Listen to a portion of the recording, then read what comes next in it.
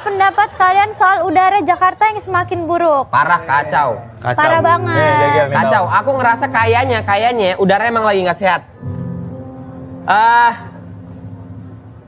In the name, Anjay.